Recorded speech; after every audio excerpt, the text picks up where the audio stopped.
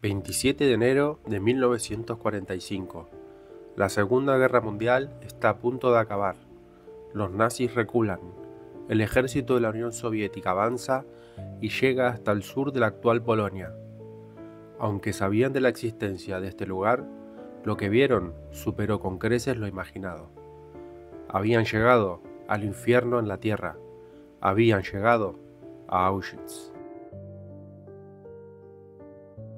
Para entender cómo Alemania pasó de ser un país democrático a ser el artífice del Holocausto, comencemos por el principio.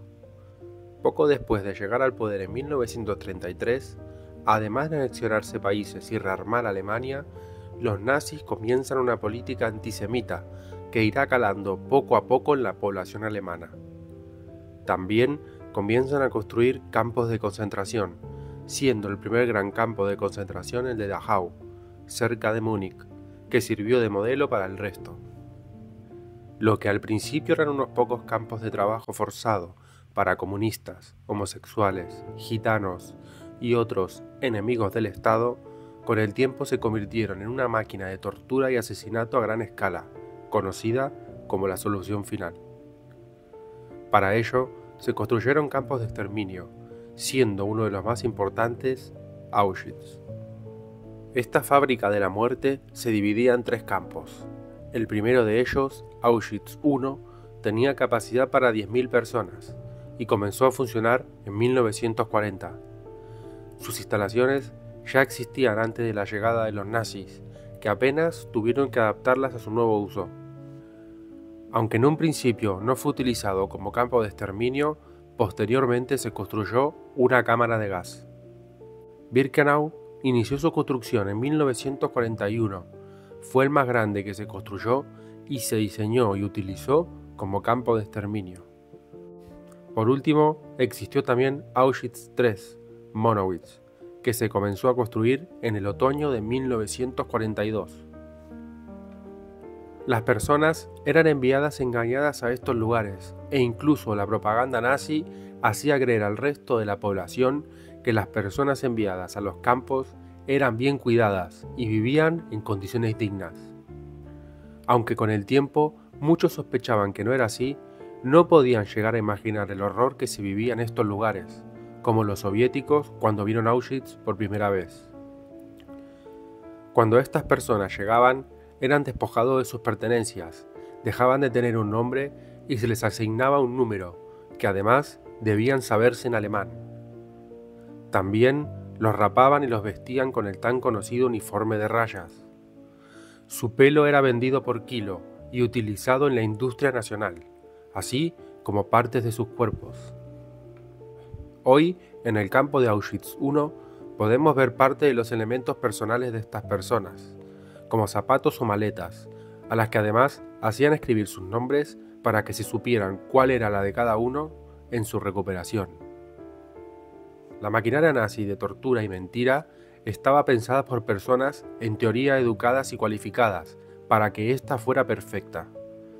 Se sabe también que en campos como este se realizaban experimentos con las propias personas.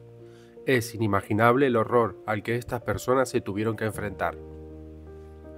Y aunque muchos no murieron directamente en las cámaras de gas, las pésimas condiciones higiénicas que provocaban la propagación de enfermedades, los trabajos forzosos, especialmente en el frío invierno polaco, y el hambre, fruto de la poca comida que se les suministraba, que consistía en un poco de pan y sopa sin apenas nutrientes, mataban a muchas personas a diario.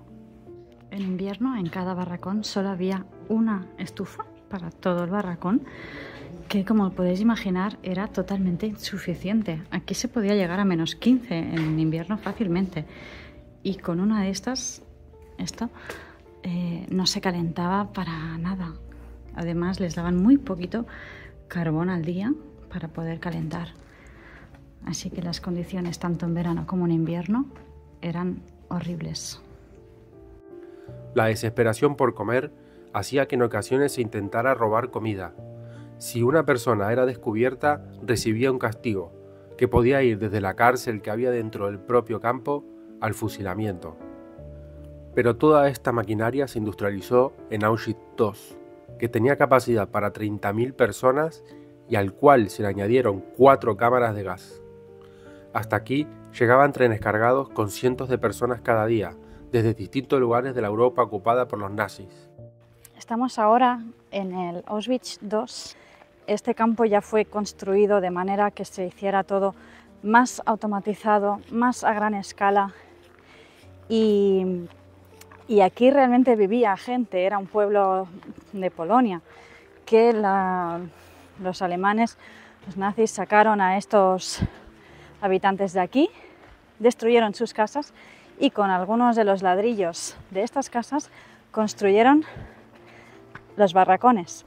Estos barracones de ladrillo son auténticos, es decir, que son los reales.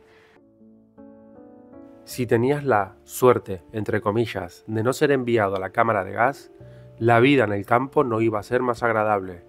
Los barracones donde vivían eran muy fríos en invierno, muy calurosos en verano y sus condiciones de higiene eran pésimas, provocando la aparición de enfermedades e incluso ratas, que mordían a estas personas y provocaban a su vez más enfermedades. Además, estaban sobrepoblados. Las personas dormían apretadas una con otras, e incluso algunas en el suelo, que en el mejor de los casos tenía ladrillos. Nos encontramos aquí a la Plaza de la Selección. Desde aquí llegaba el tren, bajaban aquí todas las familias, las separaban hombres por un lado, mujeres y niños por el otro, y aquí es donde muchas personas dejaron de ver a sus familias para siempre. Y aquí había unos médicos que en cuestión de segundos decidían tu destino. Y en apenas unos segundos se hacían una imagen de ti, podían hacerte alguna pregunta, pero más por el aspecto que otra cosa, decidían si tu destino era ir para allí y poder trabajar en el campo de concentración, o que tu destino fuera para allí e ir directo a la cámara de gas. Estamos en este barracón era de mujeres. En todo esto podían llegar a ver 700 personas en todo este barracón y las camas están divididas en 3 pisos. En cada uno de ellos podían dormir hasta 5 mujeres. Y tanto servía el piso de arriba como el del medio, como podían dormir en el de abajo. Este también era otra de las camas. Este barracón en concreto tiene ladrillo y este tiene un poco de ladrillo. Hay algunos que directamente no tenían ni ladrillo en el suelo, estaban hechos directamente en la tierra. Eso pasaba que si fuera llovía, aquí dentro se embarraba completamente. Y tenían que dormir en estas condiciones. Recordemos que aquí habían ratas por las noches. En estos barracones hace mucho calor en verano. Todas estas ventanas que hay simplemente son para que entre luz. No se pueden abrir, por lo tanto, esto no se podía ventilar. Y en verano hacía muchísimo calor y en invierno hacía muchísimo frío. En cuanto a las personas que eran enviadas a las cámaras de gas, iban engañadas.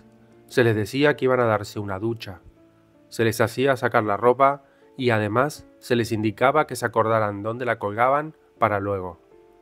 Sin embargo, accedían a una sala en la que se introducía un gas llamado Ciclón B, que era producido en Alemania en sus orígenes como insecticida, pero que los nazis descubrieron que servía para la eliminación de forma masiva de personas. La muerte que provocaba este gas era lenta y dolorosa, y aunque podamos pensar que era silenciosa, era justamente lo contrario. Se calcula que en este campo se podía llegar a matar en las cámaras de gas hasta 5.000 personas al día. De los casi 6 millones de judíos asesinados por los nazis, 1 millón fueron asesinados aquí, en Auschwitz, uno de los lugares más oscuros que ha existido en toda la historia de la humanidad. Este lugar permanece como un museo del horror, para recordarnos la historia, para que esto no vuelva a pasar.